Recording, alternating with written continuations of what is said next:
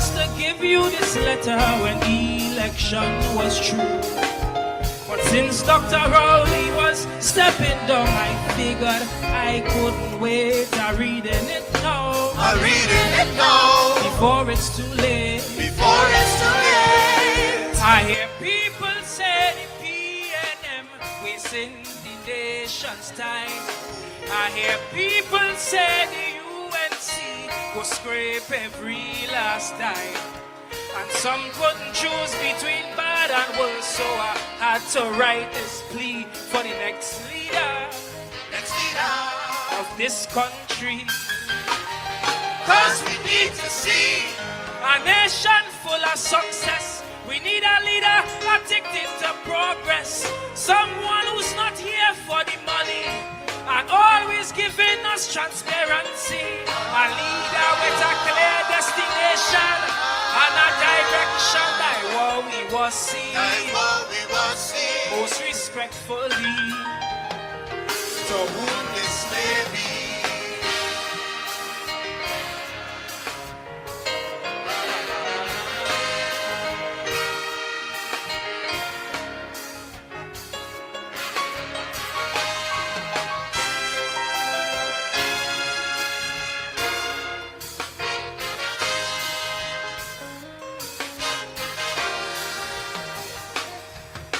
Some people say bad politics slowing this nation down. And some people say implementation is where we does go wrong. But I say that they both are true, and that's what we need to see to fix our style of democracy. Some people say this moving world keeps on evolving, and some people say our infrastructure needs some upgrading. That's why I hope this letter you read for these issues to resolve, so sweetie auntie could start to evolve. 'Cause we need to see ministries that competent. Information you'll get in 10 seconds. Public servants who will answer the phone and give you advice with a pleasant tone. A bank run should take you the whole day. It's time we stop playing. I what we was see. Most respectfully, to whom this may be. Baba, baba, baba,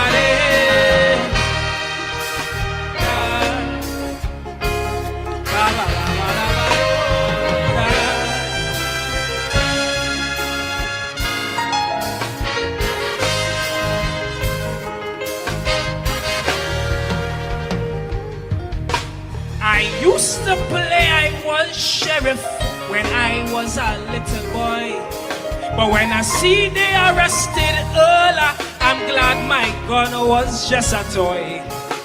It reminds me there are few ways up and 1,000 ways to fall. Life's not just for one, but that goes for all. Many leaders in this land could be guilty or innocent, and it's hard for the people to truly know, so they will judge your intent. So before you walk in that big office, take a look at your character and have a long chat with Almighty Father. 'Cause we need to see power without ego. Take a ride on the bus, let people know. Don't be too much on your high horse, but be confident whenever time calls. Careful how much your leaders put one pot. Them things have to stop. Thy war we was see.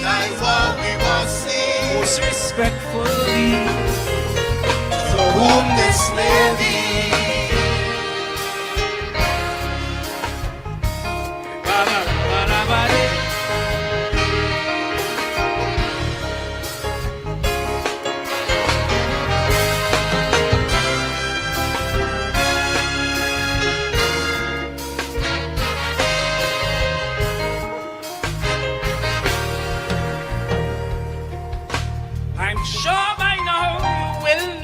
notice this is written in the future tense, with hopes that you are a leader of great poise and great resilience, one who structures TNT with its local policies, not from global powers, but what the nation needs.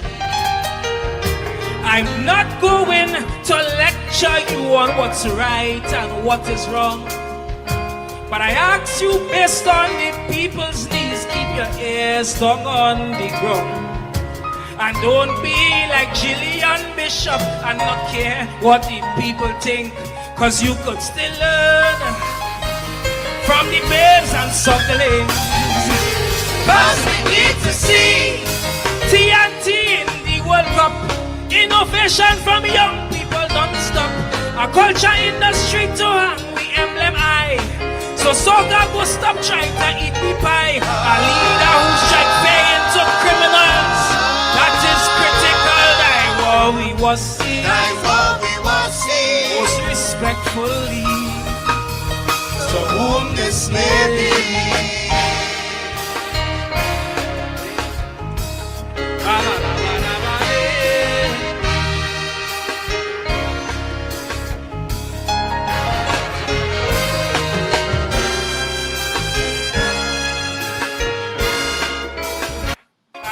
People say our infrastructure needs some upgrading. That's why I hope this letter you read for these issues to resolve. So sweet TNT could start to evolve. Cause we need to see ministries that competent. Information you'll get in 10 seconds. Public servants who will answer the phone and give you advice with a pleasant tone. A bank run should take you the whole day. It's time we stop playing. That's what we was see. That's what we was see. Most respectfully, To whom this may be. ba ba ba ba ba ba.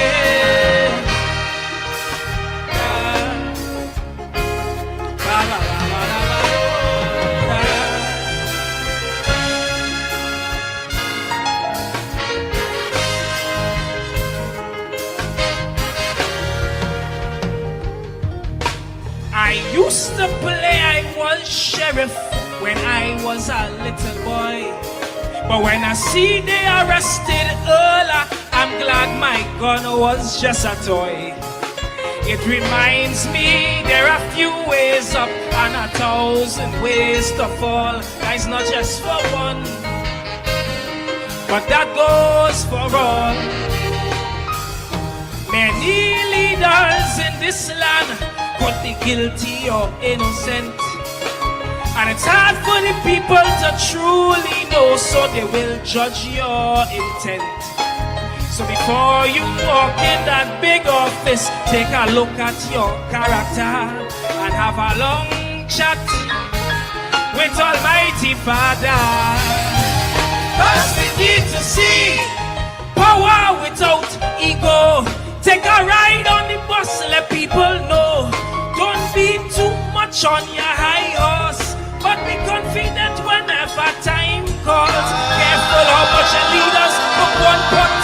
Them things have to stop. That's what we was see. That's what we was see. Most respectfully, To whom this may be. ba ba ba ba ba ba.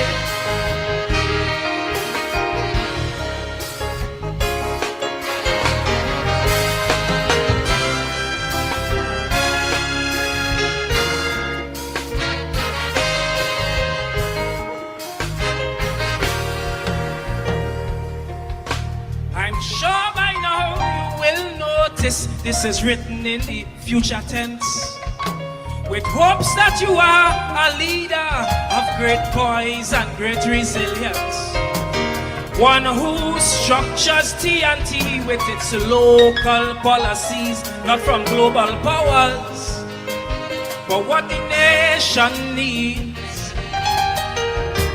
I'm not going to lecture you on what's right and what is wrong. But I ask you, based on the people's needs, keep your ears down on the ground. And don't be like Gillian Bishop and not care what the people think. Cause you could still learn from the babes and sucklings. Cause we need to see TNT in the World Cup. Innovation from young people don't stop. A culture industry to hang the emblem high. So Soga go stop trying to eat the pie. A leader who strike paying to criminals. That is critical. That's what we was see. That's what we was see. Most respectfully. To whom this may be.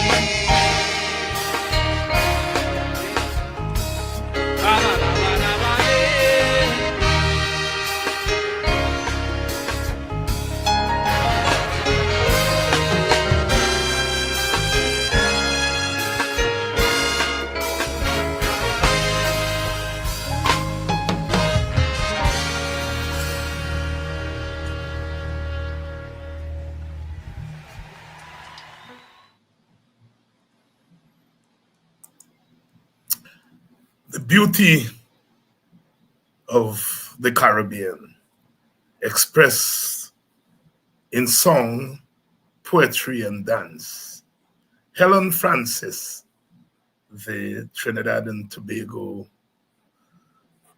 Calypso monarch for 2025. The new generation, a little bit of soul, a little bit of calypso, even some reggae there. The multifaceted expression, musical expression of the African diaspora. Our gift to the Caribbean, to Guyana, and to the world. After the plantation experience, which said that we are not human beings. We use our God-given talents to say to the world that we are human beings, endowed with all the talents that God has blessed the human species with. To whom it may concern a letter to the incoming Prime Minister, located in Trinidad, but anywhere in our Caribbean. The poetic musical voice speaking for us and to us as we continue this journey to the other side. We are always continuing the journey to the other side because we are always asking questions and we're always answering questions. From the Pacoraimas and the savannas of our hinterland to the riverine areas, to the once wild coast that was stained by the intellect and the labor of our foreparents. We come to the world and say we are here. And that is what we are about. Martin Carter said, to the world of tomorrow I turn with my strength. I come from the nigger yard of yesterday, leaping from the oppressor's hate and the scorn of myself. I turn to the history of men and the lives of the people, the lives of the people. Vincent Alexander is here today after a long time. As you know, we took some time coming out of September 4th to find that balance again and to find that tone that we can continue brick by brick, word by word, struggle by struggle, the journey that must be completed. And we're getting there. We're getting there. So many of you so many of you are still catching yourself. Catching yourself. As always, I come tonight enthused. The young lady in front of her this afternoon, at this stand I go to get some plantain chip, and she greeted me quite nicely. And then I left and went to talk to somebody. When I come back, she's talking to the girl selling the plantain chip. The conversation that she didn't know I was Buxtonian. She didn't know I was Buxtonian. I said, well, if you're from Buxton, you know it's Buxton. She said, I'm from Buxton. I'm married and come to Buxton. I'm from Leg One. And I fall in you all the time, and I never know you're from Buxton. I hear you talk about Buxton all the time, but I didn't know that you're from Buxton or you live in Buxton. And she went on to say, I am APNU. My great grandmother was a PNC. My grandmother was a PNC. And I's APNU. No doubt. And those of us who do this work, we want to hear that sometimes. Because if you listen to the doubting Thomases, you would think that the world is over if you are a supporter of the APNU, if you are in the leadership of the APNU or the individual parties. And it's people like that who tell you that despite what happened, they are standing firm. As I say, you know, there were still 77,000 votes for the APNU. And if you're claiming that Norton was the problem, and so we lost so many thousand votes, you have to give him credit and give the team credit for the votes we got. We are forgetting that. But thanks to that young lady for giving me some more energy to come again tonight and for us to continue our struggle. We got this little struggle to overcome the little trouble, says Bob Marley.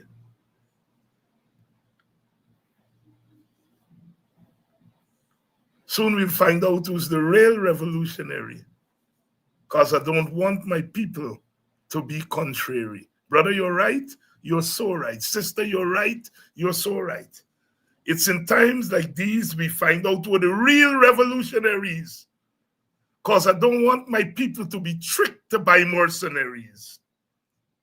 Those who for a little piece of silver, or in our case, let's say gold, will stop the struggle. And it's in times like these that we know who is who. Soon we'll find out who is the real revolutionary.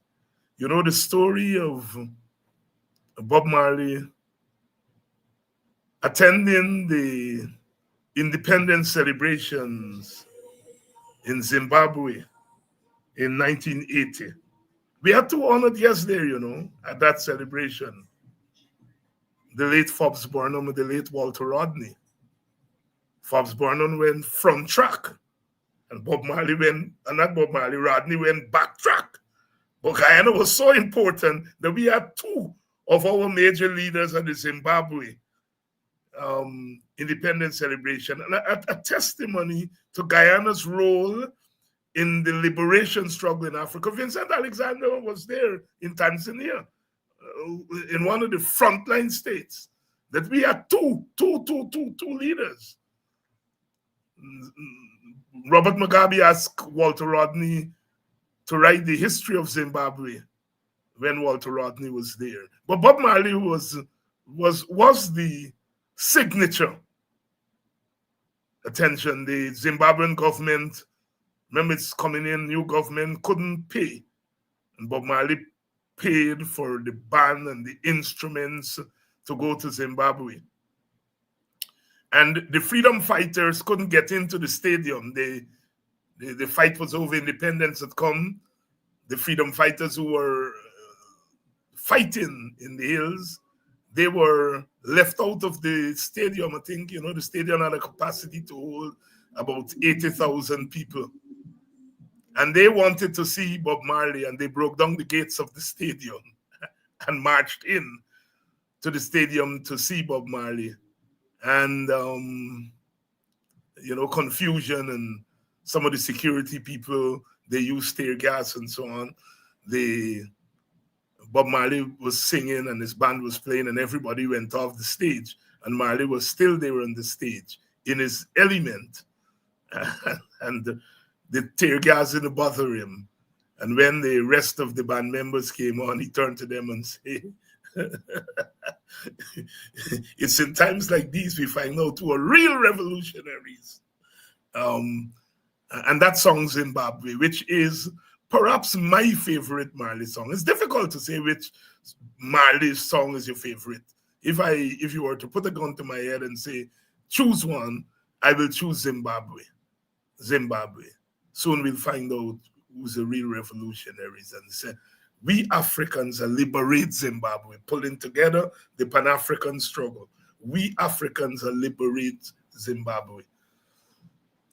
And as I like to tell my students, the best line for equality that I've heard from the poetic voices, in every man's chest, there beats a heart.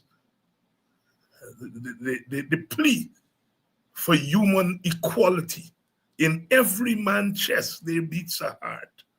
We political scientists will say that we are born equal and all the story that we just use. And the poetic voice says, in every man's chest, there beats a heart. Good evening and welcome to Politics 101. As you notice, we have assembled a little bit early so that we can get in as much as we can get in. I saw Sherrod today, and he gave me a ticket for taking over some of his time. And so for good evening, Mary Figueroa, who doesn't miss a Politics 101, and who doesn't miss In the Ring, and who doesn't miss Ben Shop, and who don't miss all the show. Good evening, Mary. You have ownership of these programs. Yes. Welcome to Politics 101, wherever you're joining us from. We have made it to day four. It's a long time since we've had 4 shows in succession. We made it this week, and I think we're going to make 5 in succession. 5 in succession. Those of you who have not yet enrolled for our course, Introduction to Pan-Africanism, which begins this Saturday, 4 to 6 p.m. It's an online course, and we are kicking off this Sunday. Please, the information is at the bottom of the screen there. You can still register for the course. We hope this is the first of these courses that we are going to be sponsoring by Politics 101, because we are always learning something. And again, I had a young university student from K-Ville campus in Barbados, part Bajan, part Guyanese, write me to say, well, Dr. Hines, I'm Barbadian, and I didn't know that Barbados had seceded from the British during the colonial times, and that the Bajan Parliament is the second oldest parliament, and so on in the world. And so we are always learning something, and it's about pulling this all together as part of a coherent, how should I put it, a coherent set of facts and information under a particular heading. Because, you can pick up information, a little piece here and a little piece there. And, if you don't pull it together in one place under one theme, it doesn't make as much sense as if you learn it in an eclectic way. So we are going to be doing these courses. Local government election is coming up. And one of the things I want to do is to do a similar course on local government, because it's very important. And of course, I will enlist the expertise of people like Vincent Alexander, who is perhaps our biggest expert on local government. But local government is so integral to our process. We are the country of the village movement. After emancipation, all kinds of things happened. People settled all over the African diaspora. They settled in places. But Guyana is unique in terms of the way we did it and the number of villages. You see, these lands were bought and then turned into villages. It's unique to Guyana. There have been, like I said, similar settlements all over the world, people coming off the plantation and so on, but Guyana is unique. And local government is synonymous with the village movement.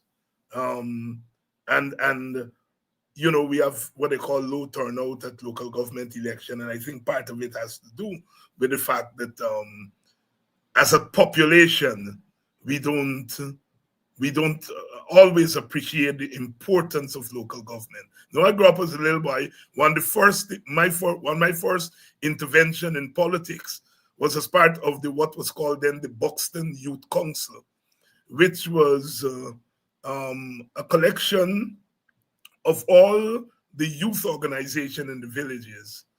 And each of them sent a representative to the youth council, and the youth council functioned as a youth arm of the village council.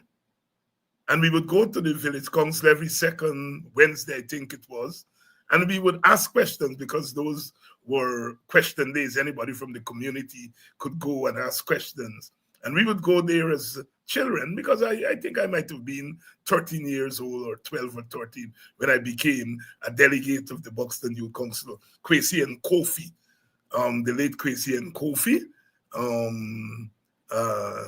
and I'm telling, let me see who else, Colin Gardner, the two of them were, I think, chairman and vice chairman of the youth council. And you know, so that was my first foray into politics. And like I said, I think I was about 12, 13 at the time, you know. But in those days, when you go there on the second, and I'm sure it's the second Wednesday, I think I get it right, and you would see farmers going there and asking questions. That place used to be full. It used to be full. I remember John Abrams from the PNC used to be the chairman of the village at that time, you know, and poor John used to get hell from the farmers who were talking about drainage and irrigation. Those are words that, if you're a 12-year-old and you hear the word drainage, makes sense, because you hear it. When you hear irrigation, you say, lad, there's a big word. You go home and get your dictionary and you begin to learn irrigation and drainage and so forth. And I don't think that we pay enough attention to local government, you know, as another entree into government.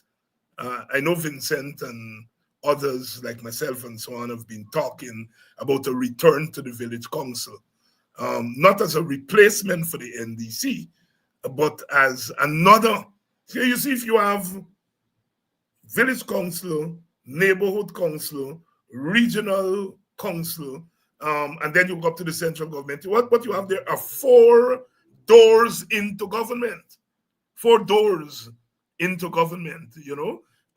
So more levels of government is better than less levels of government. But people have to believe that government is working for them. Good evening and welcome to Politics 101. I notice South Carolina is in the house, Georgia is in the house, Washington, D.C., is in the house, New York is in the house, New Jersey, all y'all Florida. I see my friend Aubrey Paul is here from Texas. You all populate the whole of America. And my Canadian friends are here. Those of you in the wider Caribbean, welcome to Politics 101.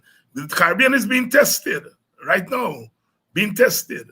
Do we continue to have a zone of peace in our Caribbean? Welcome to all of you in Guyana, Vincent has been waiting for quite a while, so let's bring Vincent in.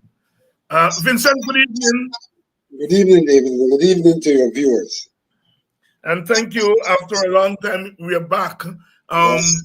We have quite a lot to talk about, but let's talk to us about the importance of two things that I touched on in my introduction, that I want to get your reflections on. And one is Guyana's role in the liberation struggle in Africa, in particular in Southern Africa. You were in Tanzania, which was one of the important frontline states. And I made the point just now in my introduction that at Zimbabwe's independence in 1980, we had Guyana, two esteemed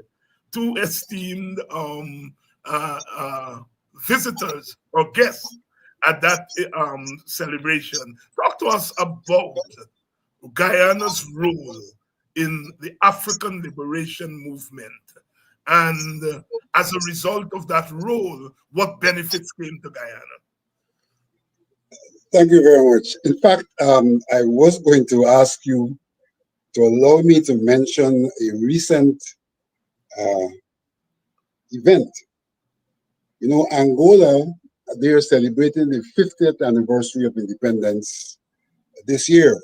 And what they have done is to honor a number of persons who contributed to the liberation struggle in Angola, both local persons and international persons.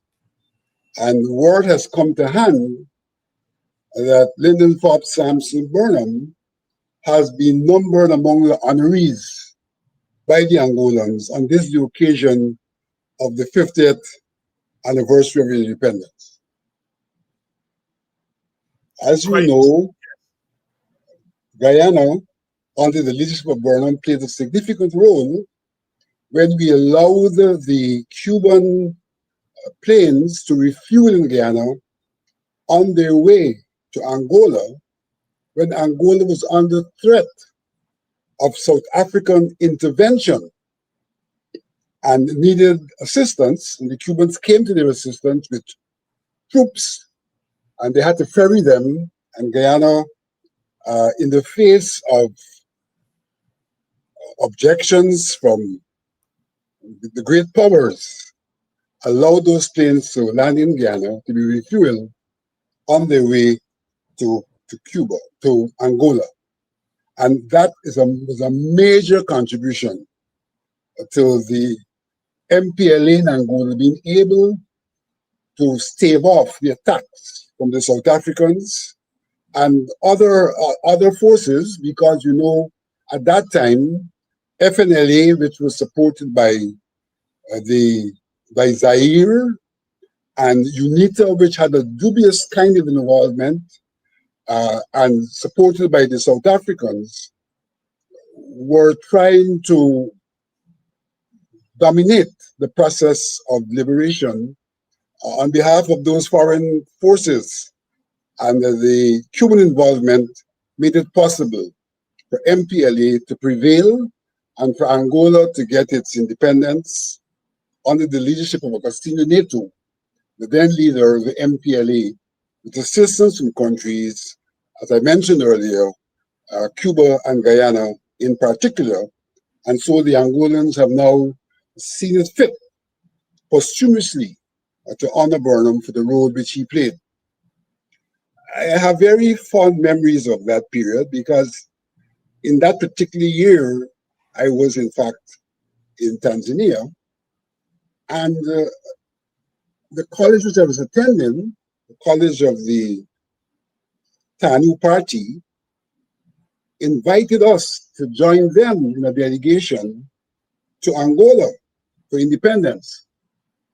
But unfortunately, Mr. Burnham did not give permission for us to go to Angola. And I think he had his reasons why he did that, given the involvement of him in those planes being able to go over there. He didn't want it to appear as if we also had troops of any sort in Angola at that time. So I didn't get the opportunity to visit Angola, although we were invited as guests on that occasion.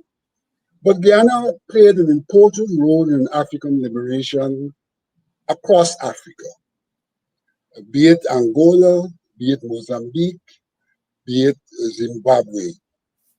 We were able to give moral and material support to the struggle in South Africa. And in the case of Namibia, we were very, very active in terms of the UN Committee for the Independence of Namibia. Guyana, in fact, chaired that committee. So we were deeply involved in the liberation struggle because we saw liberation of Africa as a part of the process of decolonization and liberation, which we ourselves were affected by as a former British colony.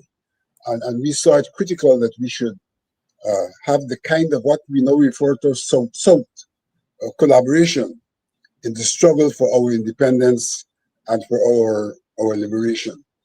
And in Tanzania, indeed, it was a frontline state, and there was lots and lots of things happening in Tanzania in relation to African liberation.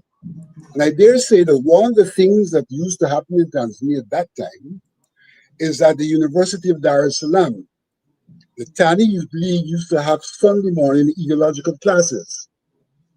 And I dare say that one of the main persons who was involved in those theological classes, among others, was Walter Rodney. So we were on the front line even in that regard, in terms of the discourse and the raising of consciousness on the continent itself in relation to African liberation. Many of the people from Southern Africa were granted Guyana passports so they could leave, whether it was Zimbabwe or South Africa, undetected as freedom fighters. So they could leave as if they were regular citizens because they were bearing Guyanese passports. And I do remember even some of them coming to Guyana and meeting with us. I had the honor of having Chikarima, one of the freedom fighters, actually visit my home. So yes, we were very, very integral to the liberation of South Africa. We saw it as an extension of our own acquisition of independence. Our own acquisition of independence, Vincent Alexander, reminiscing on that period when Guyana, countries like Guyana and Jamaica really fought above their weight. You mentioned Rodney in Tanzania. His famous book, How Europe Underdeveloped Africa, is really, the basis of it was really a set of lectures he gave to teachers in Tanzania. And that formed the basis of that book, How Europe Underdeveloped Africa, published in 1974. Rodney himself would go on the front lines with the troops in Tanzania and some of the frontline states and lecture to them on African history. So Guyana really, during that time, it was the time of the New World Economic Order, the struggle for the New World Economic Order, the New World Information Order, I remember, the New World Political Order, and people like Forbes Burnham and Michael Manley really were on the world stage. It's important that we go back there to come forward, especially for our young people who I think are persuaded sometimes to believe that what obtains in the present is what always obtained and what will always obtain. No, We have seen brighter days. We have seen days when the world looked to us small, but powerful. As a Jamaican would say, talawa, me small, but me talawa. Um, and so forth. So every now and again, it's good to look back, because that's what identity is about. What you identify with. Small outposts. But when you think of that generation, the Manleys, the Burnhams, the Dragons, the Eric Williams, the VC Bird, and others, we really played an important. And those were governmental leaders. When you think about the leaders outside of government, the Rodneys, the Franz Fanons, the CLR James, and others, my God, we have given this world so much. Vincent, let's touch a little bit on local government, because local government election is due within a year. We wait until the election comes around, and then people are not persuaded to go out to the polls. And it comes and it goes. Talk to us, reflect on the history of local government, and why local government is even more important today than it was 30, 40 years ago. Interestingly, when we talk about local government, there is also a nexus with our African connection. Because in some regards, and I'm kind of fast tracking here, in some regards, when we implemented the regional system with the various tiers of the local democratic organs, and you referred to some earlier, it mirrored what was happening in Tanzania. Because Tanzania also had a regional system with the various levels, started from the very cell level of 10 homes, going right up to the regional level. And so in some regards, when we talked earlier about our system of people's cooperative units, the neighborhood councils, the community councils, the district councils, and the regional council, we were mirroring some of what was being implemented in Tanzania. We were learning from each other. And in a sense, we're saying that given our African being, we were in fact bringing forward the traditions of the continent onto the place that we were now calling home. And so when one talks about the village movement, one could see again a similarity between the way in which people in Africa were organized and the way we sought to be organized after liberation. Because basically in Africa and in Tanzania, where I had the personal experience, the organization was villages, which Nyerere sought to refer to as the Ujamaa villages. Mm-hmm. Villages that were key in terms of self-reliance. And that's exactly where we were going in terms of the village movement, establishing villages where we could be self-reliant. And in that regard, self-reliance is also an integral part of the independence struggle. Integral part of the independence struggle in that we were going to be creating our own local economies that would make us independent and not dependent. A movement which, if it were to take over the entire country, would be the basis for the country's independence.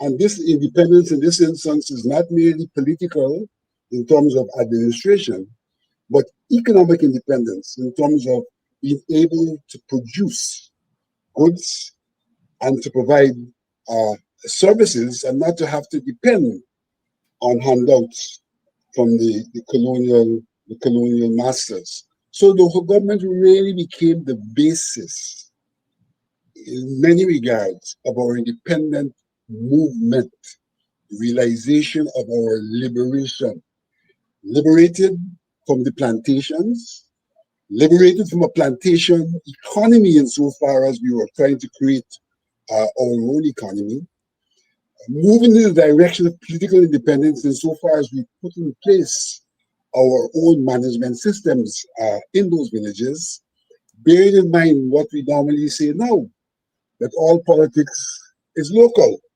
So we were actually practicing at the local level, and most of our politicians, in fact, emerged from the local government system into international politics. So the local government system, the villages were incubators in very many ways.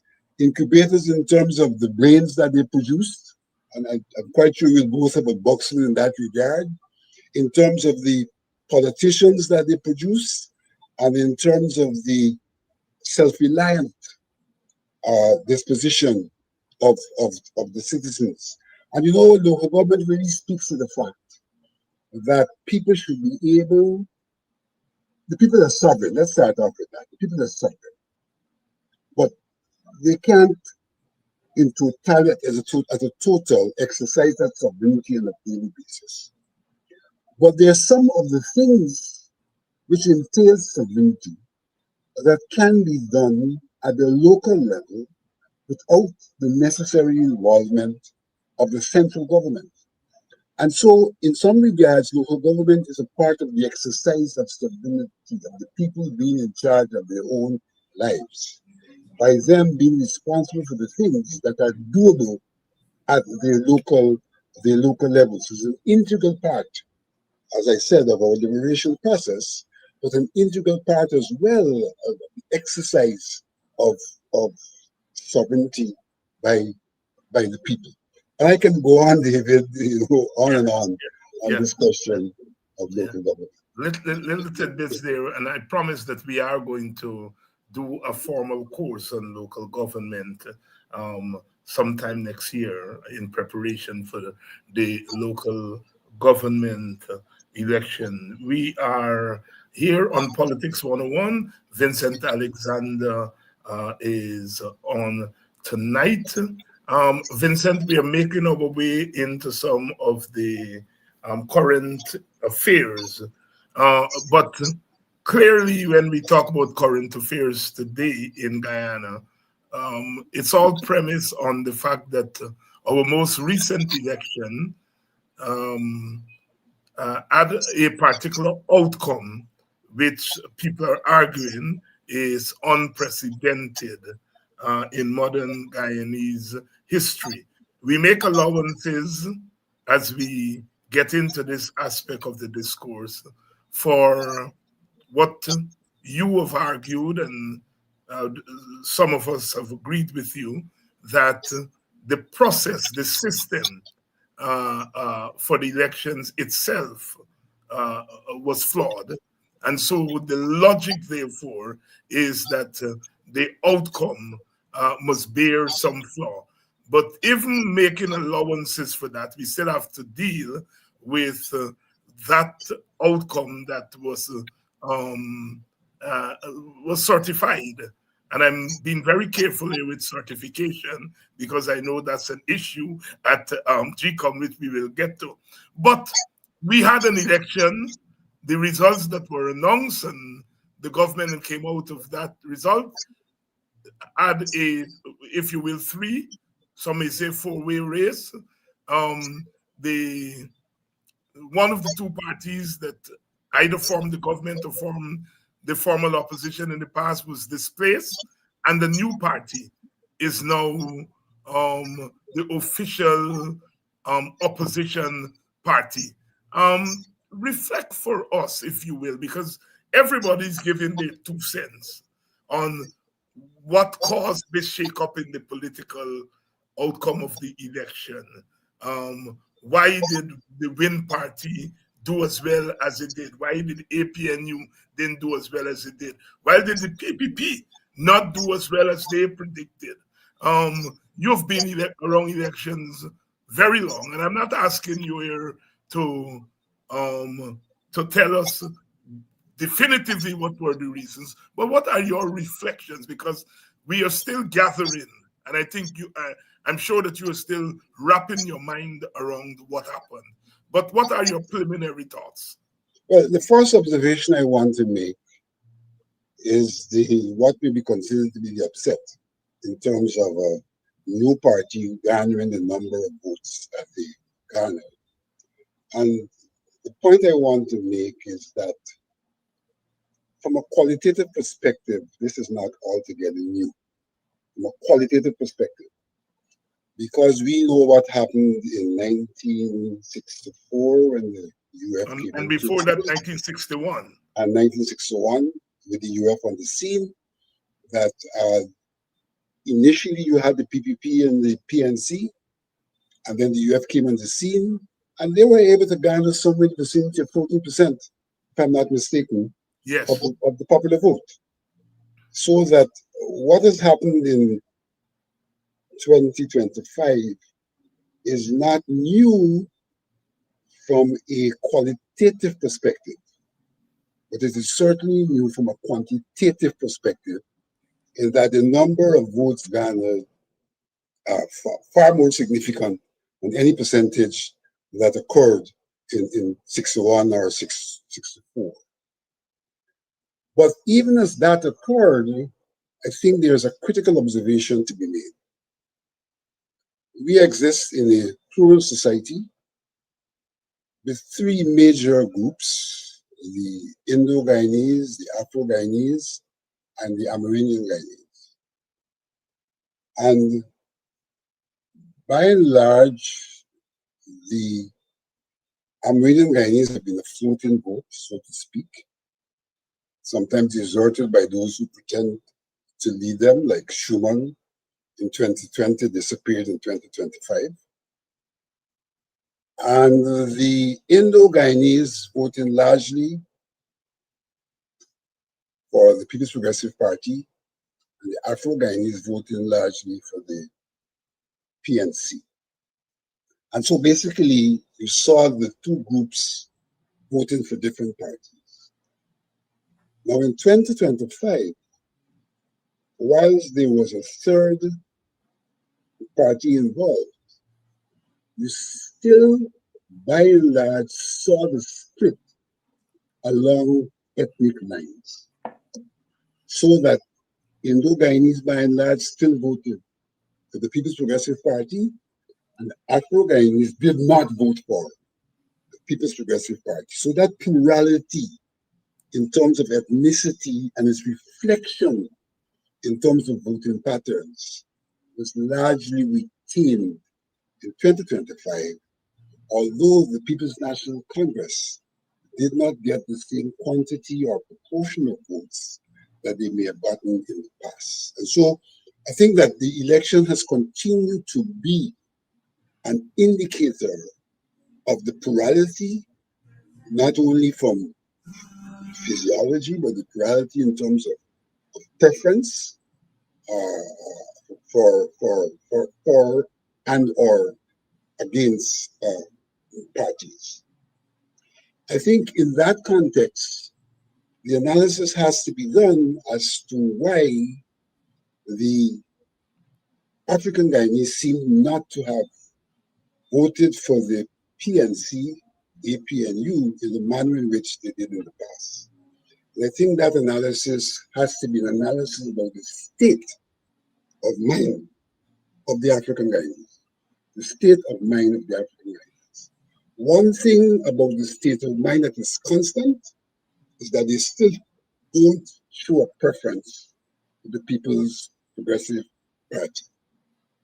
But they seem to have had difficulties with the PNC, and therefore in bloc went somewhere else where they continue to constitute an ethnic bloc or a sub-ethnic bloc of the African Guyanese. And so I think that what is critical for people who want to do the analysis and for the party that wants to understand what happened is to understand the state, the mental state, and probably the economic state, the general state of the people of African descent that will have them go looking for salvation somewhere else other than the PNC, which has had the opportunity over from the very beginning to be that one place where they looked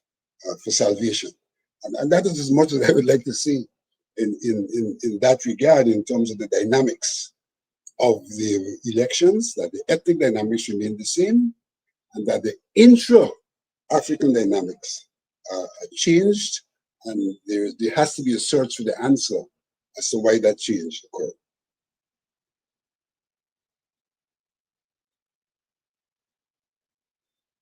I get the impression that we have lost. Oh, sorry.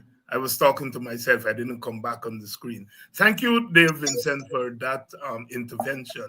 And I have to say, you know, I wish we were free all the time to engage in a certain kind of discourse, because I think even here, you and I, people know where our political preferences are, or preference is, as far as parties are concerned.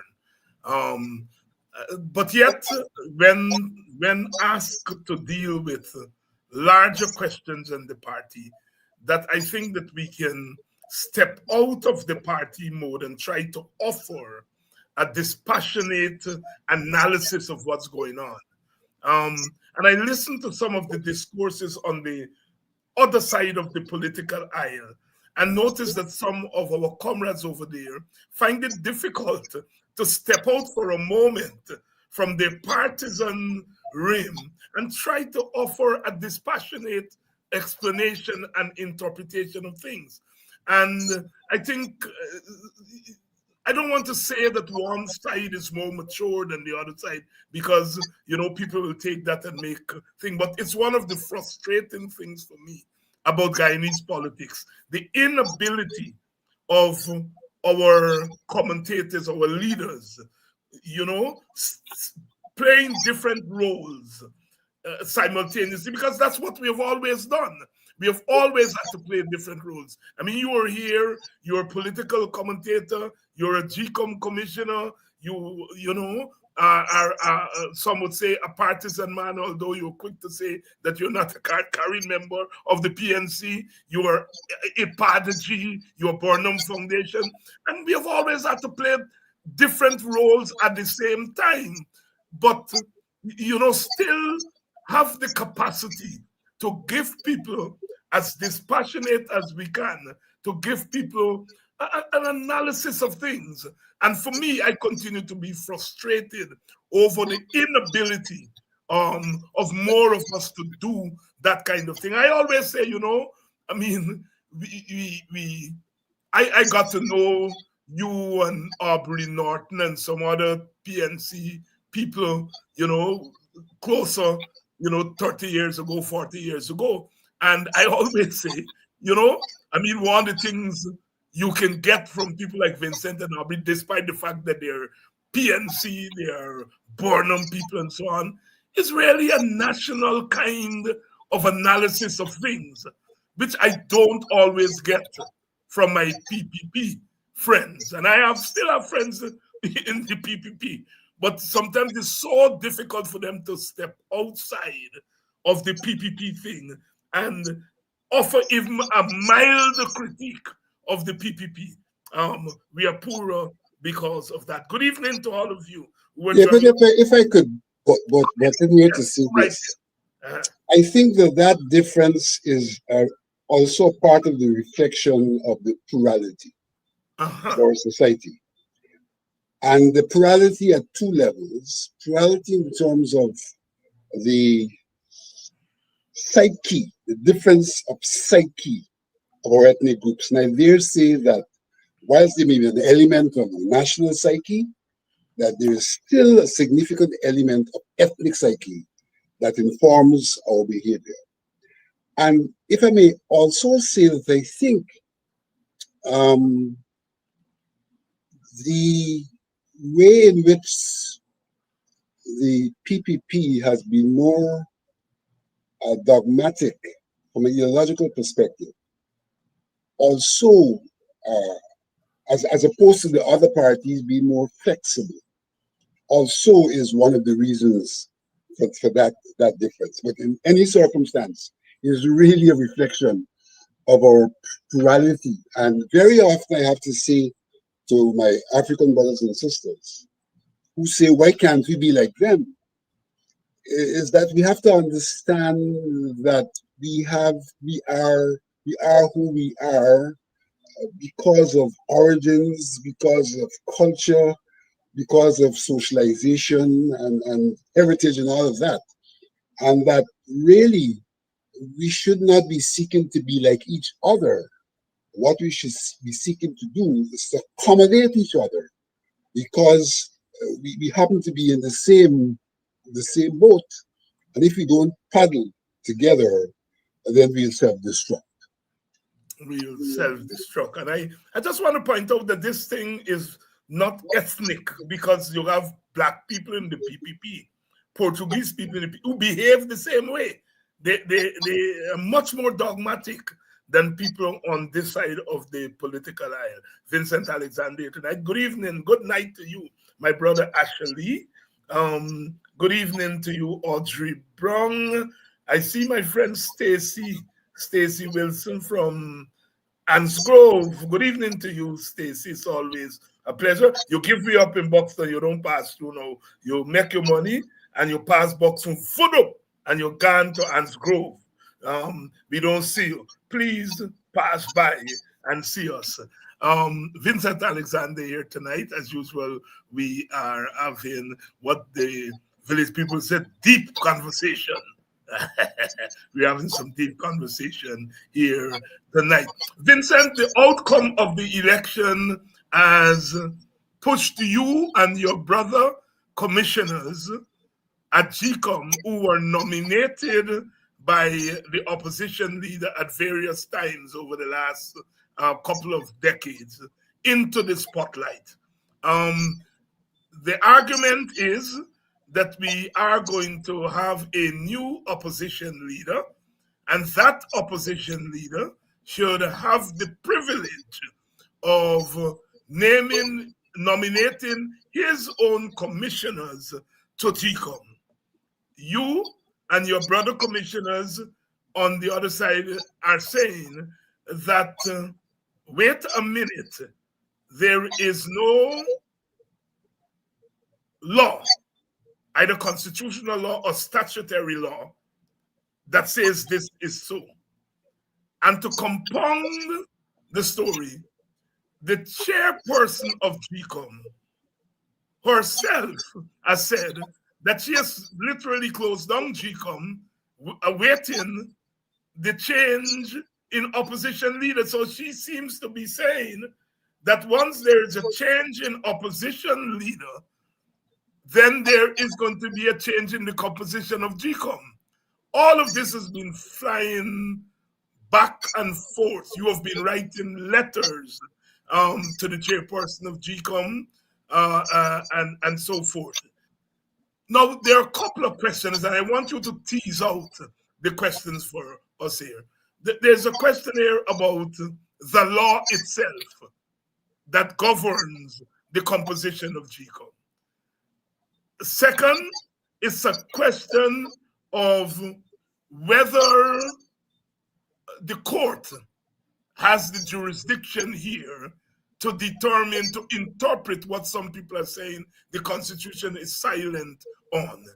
And then thirdly, is the chairman of GCOM, is she in order, in a sense, pronouncing on this matter and holding up a constitutional body based on our interpretation of the law?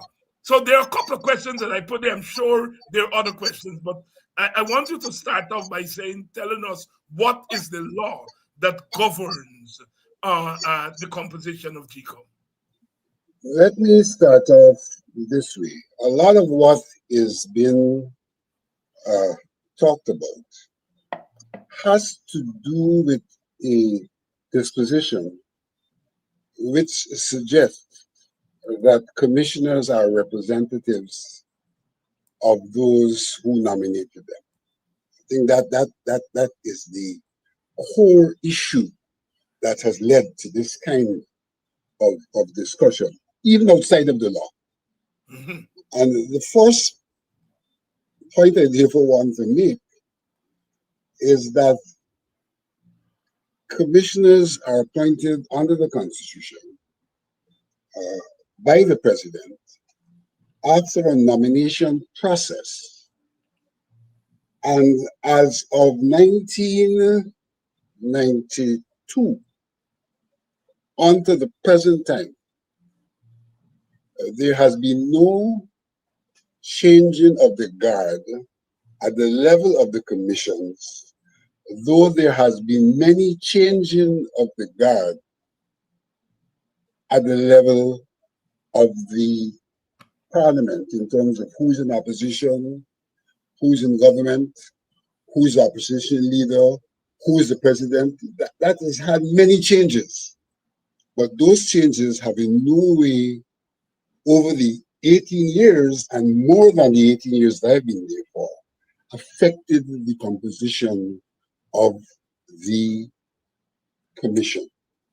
And I would argue that the reason why that has occurred is because although the political actors are involved in the establishment, in the constituting of the commission, that once the commission is constituted, those persons are not representatives of those political actors.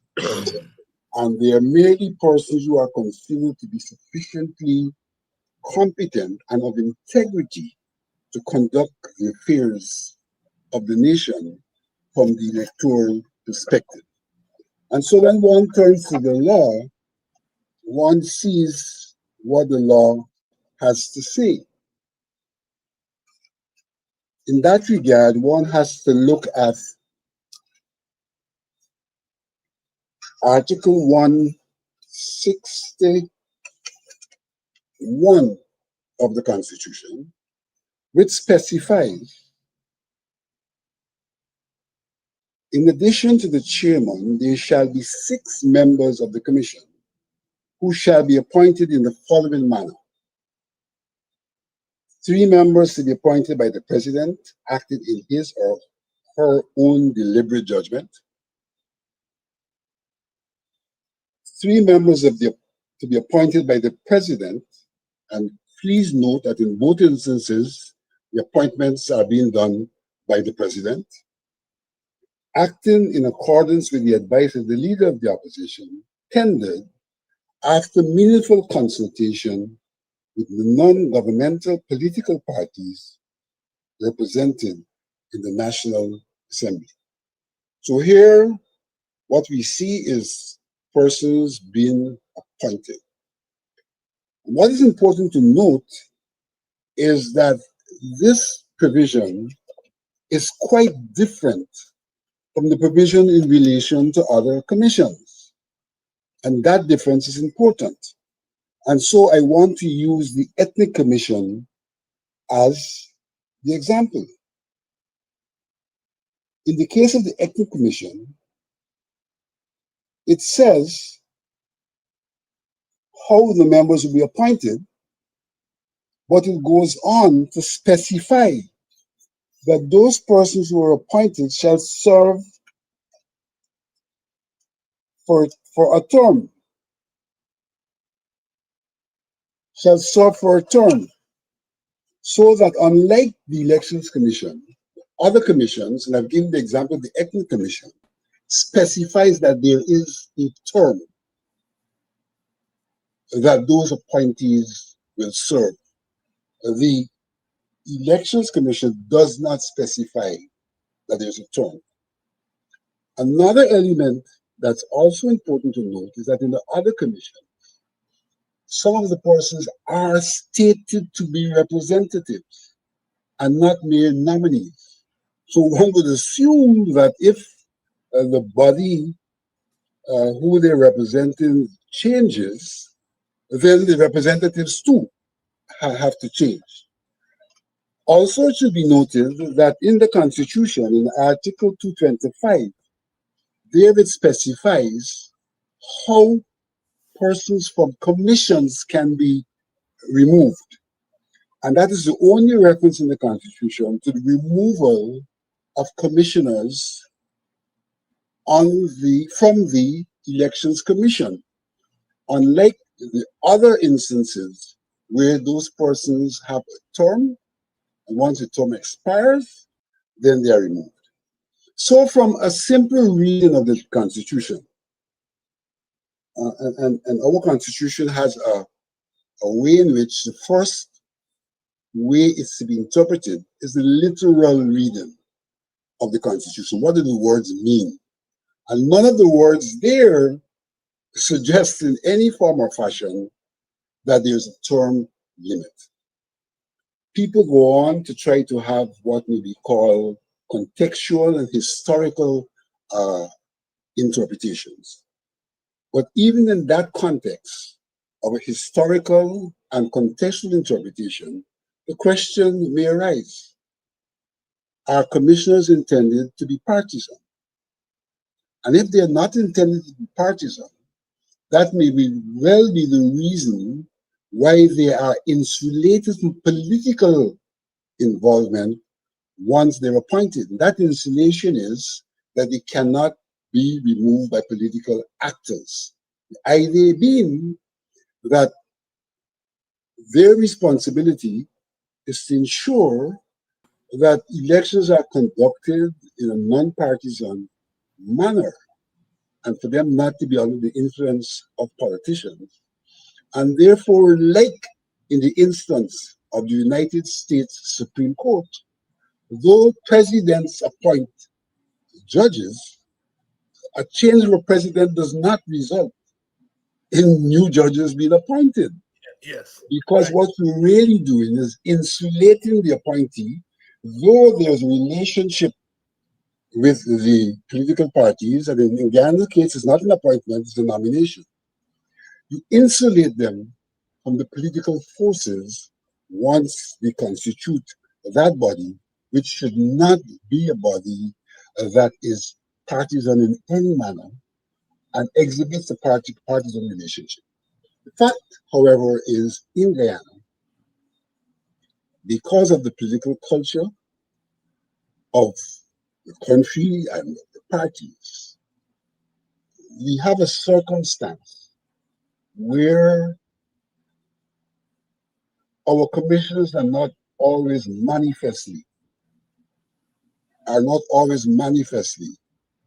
non-partisan.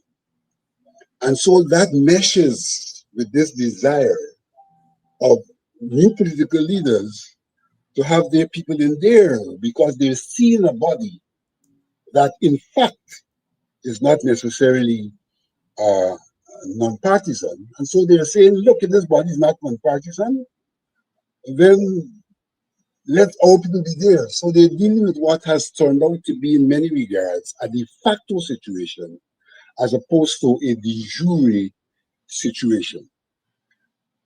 But these things really rest in law. And given the fact that there is the possibility of an interpretation really beyond the constructive literary interpretation, where there may be a judicial interpretation, then one would have to concede that the judiciary should, in the circumstance of the contestation, be given an opportunity to render the judicial interpretation, since they're the custodians of our law and can look at the Constitution and all of the circumstances, historical, contextual, and otherwise, and make that determination. It would hardly be presumptuous for anyone else other than that body of people to attempt to give an interpretation. Vincent Alexander, yes. Vincent, you know the logic of what is being said. Are you hearing me, Vincent? Yes, quite clear. Yeah, the logic of what is being said is that you have a change in the status quo on one side of the political divide. And so therefore, the GCOM must reflect that change. Now, if you go back to 2011, there was a change in the status quo in the sense that in 2011, after that election, what we had was a minority government, all right? And you come to 2015, you had a change in government. What was then opposition became government, and what was government became opposition. You had a change in opposition leader. Granger was the opposition before the 2015 election. And now after the election, we have Mr. Jagdeo. Did we ask Mr. Jagdeo, since you are the new opposition leader, do you change the commissioners? No, that didn't happen. In 2020, Jagdeo and his party became government, and the APNU had a new opposition leader in Joe Harmon. Did we ask Joe Harmon to name new commissioners? No. Come 2025, we have a change in the opposition leader again, who is now Mohammed, but we are now saying Mohammed should get his commissioners. There's some inconsistency there. Talk to us. You see, my argument, as I attempted to lay out earlier, is once the commissioners are appointed, yes, they are no longer relating to a party, though the party may have been involved in nominating them. That's a mechanism for their identification. It is not what determines the nature of their operation. And it's the nature of the operation that suggests that I could have become a commissioner in 2007. You had a change of leader of the opposition in 2011 between Corbyn and Granger. And Granger was given no opportunity to select, nominate commissioners. Even prior to 2011, there was one time when Corbyn publicly called for my resignation. That's right. And in doing so, he accepted that he could not effect a change. 2011 came along, change of opposition leader, and we continued. 2015 came along, and a complete reversal. And here were we, originally nominees of the leader of the opposition, sitting, being referred to as nominees of the government, when the government never had a chance to make that nomination. So there is a clear point of disconnect. Once the commissioners are appointed, it takes on a different relationship with those parties. And so whether you call a nominee of the commissioner of the president or a nominee of the opposition, that's amorphous. That becomes irrelevant for all intents and purposes. But let me go on to specify that from a legal perspective, that is irrelevant. But in Guyana, given our political culture, from a de facto perspective, this problem could exist. This problem could exist. But de facto is not law. De facto is not the law. But what one probably needs to do in such circumstances is to be responsive to what's de facto, not by changing commissioners, but by addressing the law. Because law has a way of having a pull and push effect. Pull and push effect. And so if the de facto is pulling in a particular direction, then you should de jure deal with that question. And so for me, the problem we are faced with is a problem of looking at the law and making a determination as to whether we want commissioners who are not de facto partisan, and to coin the law in a manner that makes it clear that there is no de facto partisan existence of commissioners, or to enshrine in the law a de facto, de jure existence of partisan commissioners. So what I'm saying, in other words, at this moment, really what should be occurring is redressing the law, its intent, and its operation, rather than having a 6 for a 6, and I may even say a 6 for a 9. 6 for a 9 meaning that the law tries to get non-partisan commissioners, and you are going to be consciously now saying, though the law says that, let us operate on a partisan basis, and therefore we may get commissioners who won't even pretend to be non-partisan, like some already do, and have a 6 for a 9 rather than a 6 for a 6. For 6, I like that formulation. Vincent Alexander, good evening to you, Beverly Fraser. Good evening to you, Brother Asquith.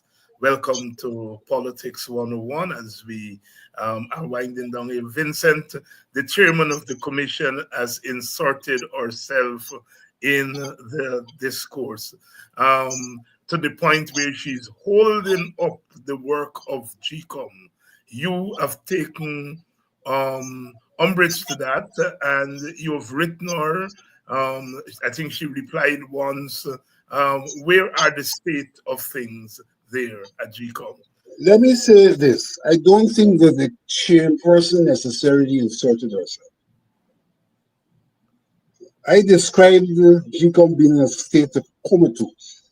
Okay. After the 6th of September. And this was comatose induced by the chairperson. On the 6th of September, the night, at 11:30 meeting, the chairperson brought to the commission the results for the general election. Listen to me carefully. She did not bring the results for the regional election. She only brought the results for the national election. Those were shared with us, and you were asked to give our fiat. 3 commissioners declined from giving a fiat on the contention that those results were results of a flawed system and therefore could not be embraced. 3 commissioners and the chairperson gave the fiat, hence by majority, those became the results. The law goes on to say that there should be a public declaration of the results. The chairperson, having gotten the fiat, did not move on to a declaration, much less a public declaration. And we fell silent. Could be for 2 reasons. One, where is the declaration? And 2, where are the regional results? One commissioner then says, Madam Chair, shouldn't this meeting stand adjourned? We're done with the business of the night. We then responded by saying, how is it we're done with the business of the night? There has been no declaration. We have been afforded the results that the Constitution provides for. In fact, the representation the People's Act provides for under Section 96. But there's been no declaration. So that this meeting can't be adjourned, business is incomplete. The chairperson had no written declaration. She had a spreadsheet of the results. Under protestation, she murmured stutteringly a declaration. After that, I asked her for a copy, a written copy of that declaration. We never got that. Nor has there ever been a public declaration as is specified. Because the law says We must get this report. It must be the basis for a public declaration and the gazetting. The results have been gazetted, but that prerequisite was never done. And that's for the national elections, general elections. For the regional elections to date, they have never been presented to the commission. There's been no public declaration, but they've been gazetted. That's the first point I want to make. And I want to make that point that when we wrote to the commission, to the chairperson, we wrote saying, there's some things you should have done you haven't done. If there had been a meeting, these things might have been done. We never called for a meeting. She's put it out there as if we called for a meeting. We didn't call for a meeting. We said, look, you are in default. You haven't done these things. And her response was to ignore those contentions and to simply say that the commission is not constituted and that she's waiting for it to be constituted whether the parliament meets. Now, the things which she did not do are unrelated to the argument of the commission not being constituted, because those things should have been done with the commission in situ for the purpose of receiving the results, giving the fiat, her making a public declaration, and then being gazetted. She could then raise that question after gazetting. The question is irrelevant, impossible before the results being gazetted. We would have, in any circumstance, been in situ up to the point of the results being gazetted. So in some regards, what she's done is to attempt not to respond to the area in which she's been irresponsible, in the area in which there's been dereliction of the duty, by raising the question of the commission not being properly constituted. And she only spoke to that issue after my second letter. Her first letter didn't speak to the issues that I've raised, and she only spoke to the issues publicly when the press approached her. She did not volunteer to speak to those issues. The press approached her after my second correspondence, in which I said, look, you haven't answered my questions. And then I spoke to the issue that she sought to raise about the commission being constituted. Then is when she went into this tirade that she knows the law and all of that, and in fact has misinformed herself. She contended that she knows about the intention of the law because she was working with Shahabadin when this law was coined. Balgadash, this law was coined in 1991 for the 1992 elections and was enshrined in the Constitution, if I'm not mistaken, in 1997. Shahabadin nor Qadat Singh was nowhere near that process. That's right. And she tells the public that we must believe her because she has intimate knowledge of when this occurred. And her intimate knowledge is about the 1980 Constitution. That's right. I don't know what's the real state of mind that has caused her to attempt to tell the public that. Secondly, if she's arguing that we are no longer commissioners because there's a change, or there will be a change, because there's been no changes yet, of the leader of the opposition, then that applies to her as well, because she came to that office through a similar process, a process of nomination by the leader of the opposition and appointment by the president. It is difficult to understand what has informed her disposition and her action in particular, because even if she has a view, the chairperson of GCOM has absolutely no jurisdiction for an interpretation of the constitution of a body which she simply chairs. And so she's usurped the authority of those who are authorized.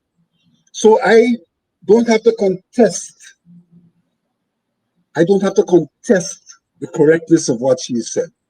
I contest the rightness of her being able to say what she has said, even as I concede that none of us can question the court if it is called upon to give an interpretation.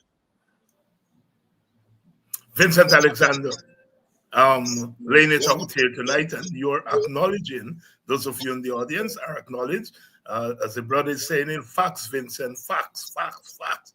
And that is, as I said last night when I talked about tonight's program, Vincent Alexander does analysis, but he's a man that presents. Good evening to you, Rhonda Lane. I haven't seen or heard from you in a little while. Are you still in Guyana, Rhonda? Good evening. Vincent, I saw a letter that was released this afternoon. I suppose we're going to see it in the media tomorrow. But it was written by yourself and your brother Commissioner Desmond Trotman. And you seem to be drawing some parallels with what has transpired this past week in relation to the Chancellor of the Judiciary, acting Chancellor of the Judiciary, now retired Chancellor of the Judiciary, and the kind of political gymnastics that's right there. Talk to us about what you're arguing in that letter. The argument in the letter is that our democracy has been trampled upon, and these occurrences clearly show that there are persons who are not acting in consonance with what our Constitution provides for. The question of the Chancellor of the Judiciary, there are many, many unanswered questions. Many, many unanswered questions. We don't know that the instrument that appointed that lady provided for her when she goes on leave not to return to that office. There seems to be a contention that that's the case. If you read the letter carefully, you will see I make a differentiation between the acting chancellor and the chancellor acting. Yes. The acting chancellor is a substantive position. The chancellor acting is somebody who is acting when the substantive holder of the office is on leave. The substantive holder of the office, as far as I'm concerned, could only have been the acting chancellor. And therefore, there's no basis for saying to the acting chancellor, you are on leave, and that leave relieved you of your substantive position. And in that context, she should have been returning, as she did in fact do, to her post. We mustn't lose sight of that. She returned to her post. This is a lady of the law. She returned to her post. The chancellor acting, substantive acting chief justice, returned to her post as well. So you can see these two law officers acted in consonance with their understanding of the law. However, the Chief Justice acting refused to return to his post and seemed to have prior knowledge of what was intended. Seemed to have prior knowledge. And what turned out to be a clumsy act, because they didn't get the lady before and try to shut her off. They allowed her to come back, take up her position, and then carry out this clumsy, unconstitutional, and illegal act. Now, it may be argued, well, how is it illegal? She is asked for early retirement. The lady has done what allows her to go peacefully, without being in any sort of conflict and tug of war about the office. And one can only conclude that her status of pre-retirement leave is the way she found it necessary not to become embroiled in this political situation and to leave peacefully rather than to be a football in the political arena that has unfolded. So our democracy is being threatened, yes, not by actions. And I let us start to say that what we are experiencing is a regime that is not committed to democracy. They're committed to something called democratic centralism, but they spout democracy for the purposes of local and international acceptance, when in fact they are not committed to democracy, and therefore really, notwithstanding being elected, poses a real question about their legitimacy. Vincent Alexander here, weighing in on the recent resignation of the substantive acting Chief Justice Yonette Cummins Edwards. As we have said here on this program, it's not retirement. She was shoved out. Vincent, thank you very much for coming on tonight and really bringing clarity to a number of issues. I shall, of course, see you shortly as we continue to deal with issues. Monday is going to be Parliament. There'll be a new opposition leader, and we shall see what Madam Chair at GCOM does after that. I will see you when we are ready to take another look at this issue and other issues. Thank you very much. You're welcome. Thank you. Vincent Alexander, chairman of GCOM, chairman of ITPADG. We didn't get tonight to talk about ITPADG. When Vincent comes back, maybe next week, we'll get into some of that discussion. I want to thank all of you for coming out again tonight as we continue to struggle, as we continue to engage the issues of our time, as we continue to involve you in the discussion and to break down some of these issues for you. We continue to stand firm. Stand firm because if we don't stand firm, they will herd us back into the plantation. We're not going back there. We're not going back there. And we are going to fight it out as we have always done. As I've said to my brothers and sisters who have voted in non-traditional ways, some of us in these last elections, the vote is a collective instrument that you use individually.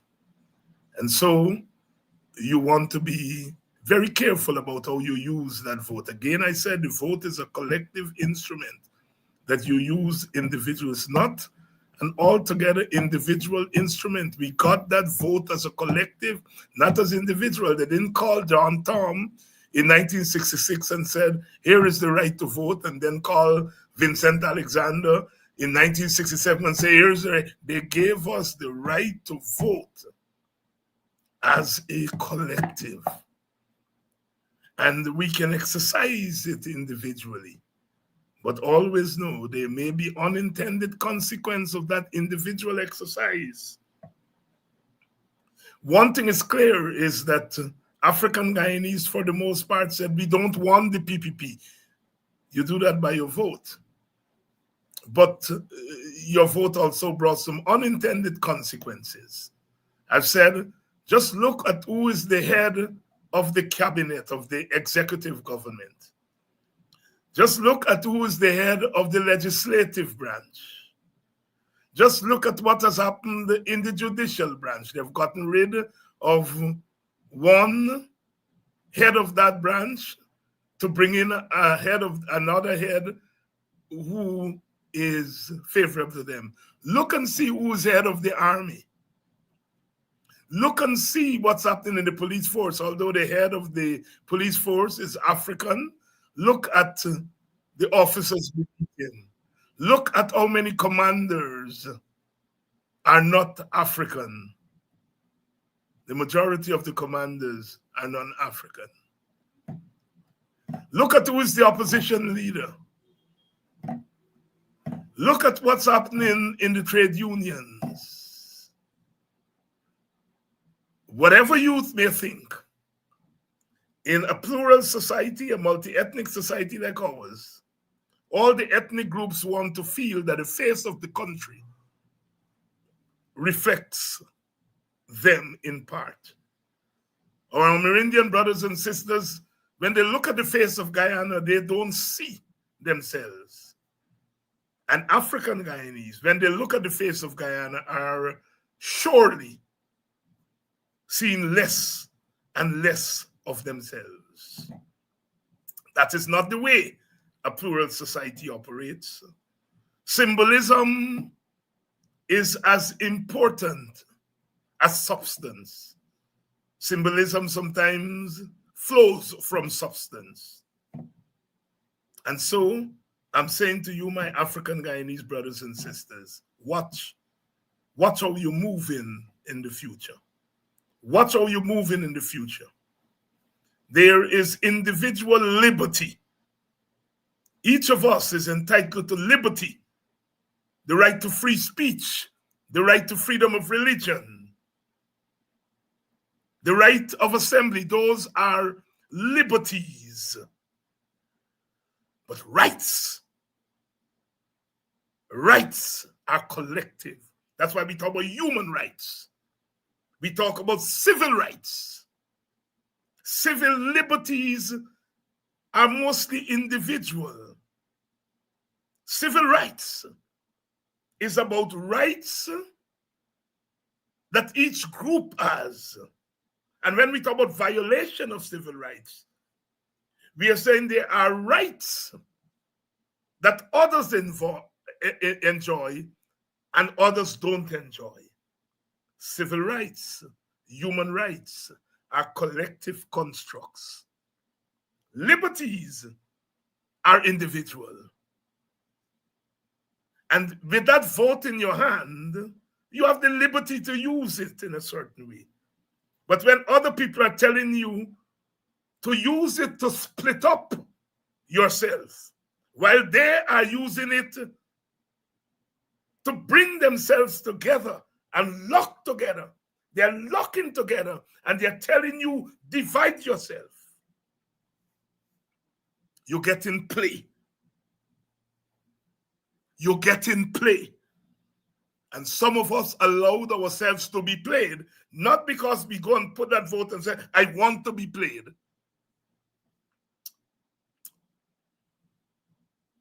But the consequence of that vote is that you get played. As you all know, I talk it black. Black man, watch yourself. Black man, black woman, you're destroying your strength. Your strength is not just in your numbers, but is how you make those numbers work for you as the collective. Black man, watch yourself. $40 up front, $40,000 up front, and $500,000 after you choose $40,000 up front. Black man, watch yourself. Watch yourself.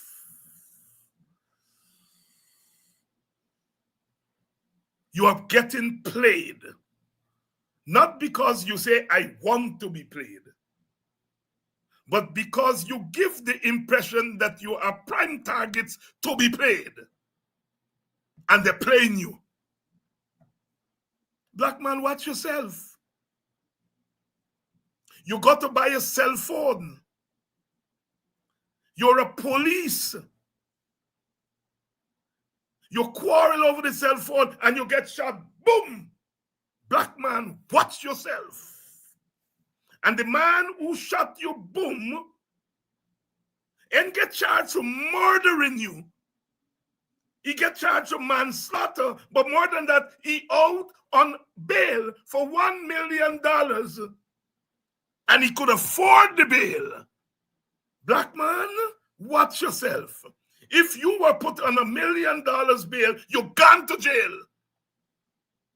If you did shoot that man, black man, you ain't getting no bail. Black man, if you had shot that man, you would have been charged for murder. Black man, watch yourself. You vote for change, and you're still getting shoot. Boom! Because you get a quarrel over cell phone. A man who picks up a gun and shoot another man over a little quarrel, in the first place, does not value the life of that other man. No value is placed on that. Boom! You charge me and you put me on $1 million bail. Black man, watch yourself. Black woman, you all watch. This country is not a place when it comes to black people. I'm your poor, humble brother. Just using the little voice that I have, or the microphone, or as Rathram Turan said, my megaphone, and sung in the word to you all. I love you all, but watch yourself. You all not behaving like you all like yourself. Watch the face of Guyana. Watch the face of Guyana.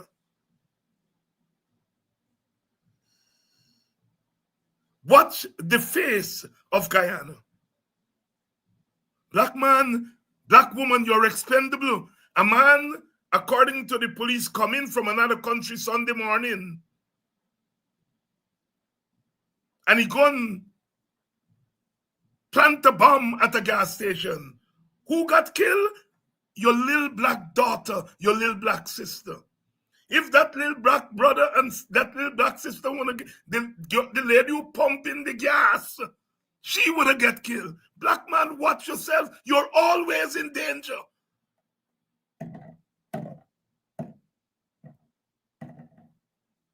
They pay for your funeral, black man, black woman. But when you were alive, they kill you. I am saying the man who blew up the gas station set out to say, I'm going to blow up a 6-year-old child. But black man, black woman, you're always in the path of danger.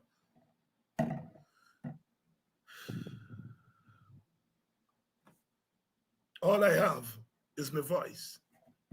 All I have is my love for you all.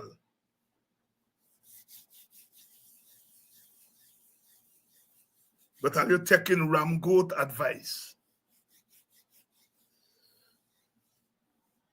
and landing your entire group in trouble? The one office you had was the leader of the opposition. If you didn't win the government, you had the leader of the opposition. You could say no to the commissioner. You could say no to who they want for Chief Justice. You could say no to who they want for Chancellor. You could say no to many things. With the leader, you all take it away from a black man. Take it away. With your vote. I don't believe when you all went into that ballot box, some of you all. Well, I'm not talking to you all, because I don't think many of you all or any of you all, but those who went into the ballot box and didn't vote APNU, you didn't say, I want to take away the leader of the opposition from an African. You didn't say that. But that is what your vote eventually did. You don't even have the power now to say no. You don't even have the power to say no. You take that away with your vote from your black brother and your black sister. Your counterparts, your brothers and sisters on the East Indian side were very clear with their vote. Some of them hate the PPP. Some of them believe the PPP is no good. But they didn't take away the power from the PPP. Black man, where is your God?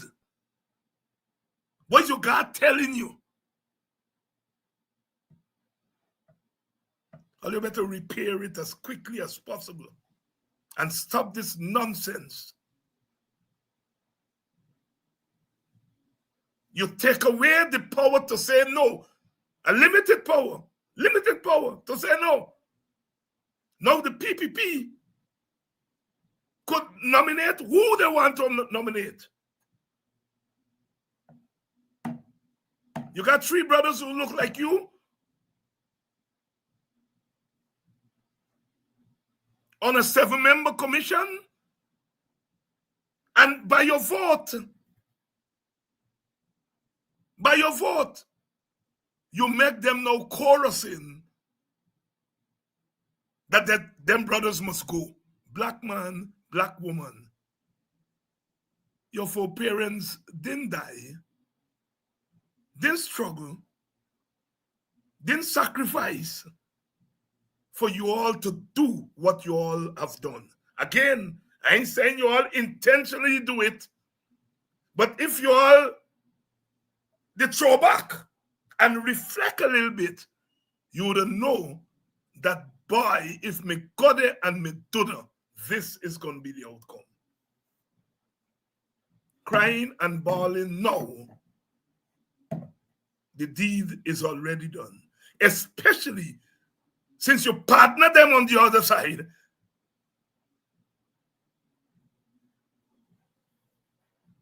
You know, I got to listen to some of the things. Dr. Hinds, what black people so stupid?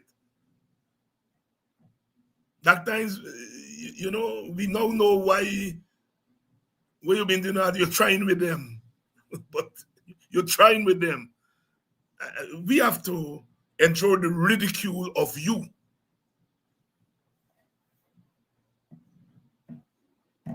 This is not about Muhammad. Muhammad gonna be all right. Muhammad gonna be all right.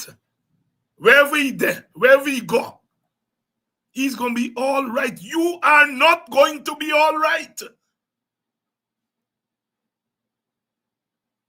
You're not going to be all right. By the rivers of Babylon, where we sat down and where we wept when we remembered Zion. How can we sing a freedom song in a strange land? You all have made Guyana a stranger land for black people. Correct yourself. I may be speaking to the choir here, but by time tonight, those who not in the choir gonna be hearing my words. Catch yourself. Catch yourself. Or else Crapo will continue to smoke at your pipe. And you all deserve better than that. Again, until tomorrow night. And I ain't done it. Because as the young people saying, you know you're able. I know I'm able.